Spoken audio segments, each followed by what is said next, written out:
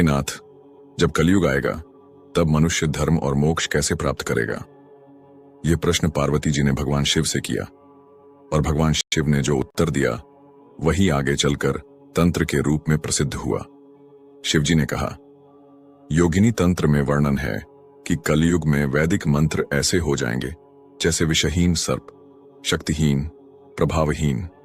शिव का कथन था, कलयुग में लोग शुद्ध और अशुद्ध का भेद नहीं समझेंगे, वे वैदिक नियमों की अवहेलना करेंगे। ऐसे में नियमों और शुद्धता से रहित वेद मंत्रों का उच्चारण एक खोखली परंपरा बन जाएगा। जैसे कोई व्यक्ति गंगा के तट पर खड़ा हो पर कुआं खोदकर प्यास बुझाना चाहे। शिवजी ने यह स्पष्ट किया कि वैदिक मंत्रों की पूर्ण शक्ति सतयुग, त्रेता और द्वापर युग में ही साकार होती है, लेकिन कलयुग में वैसी प्रभावशाली साधना कठिन हो जाएगी क्योंकि आचरण की शुद्धता नहीं रहेगी, मन और वचन में मेल नहीं होगा और धर्म केवल बाह्य रूप तक सीमित रह जाएगा। तब पार्वती जी ने पुनः पूछा, तो कलयुग में मनुष्य अपने पापों का नाश कैसे करेगा? पूजा का फल कैसे पाएगा?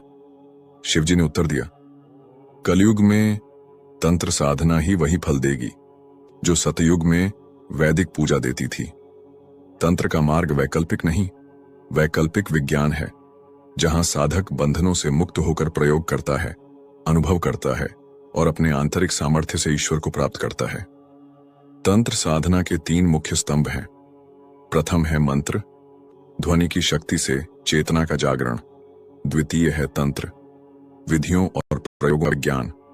तृतीय है यंत्र, ब्रह्मांडीय ऊर्जा को स्थिर करने का माध्यम। परंतु शिवजी ने यह चेतावनी भी दी, करे जिसके भीतर ईश्वर को पाने का पागलपन हो, जिसने संसार को एक प्रयोगशाला मान लिया हो और जो साधना में पूर्ण समर्पण कर सके।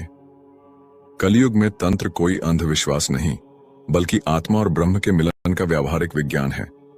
इसमें न तो बाह्य आडंबर की आवश्यकता है, न ही सामाजिक मान्यता की। केवल साधना, एक निष्ठता और प्रयोग की भावना चाहिए।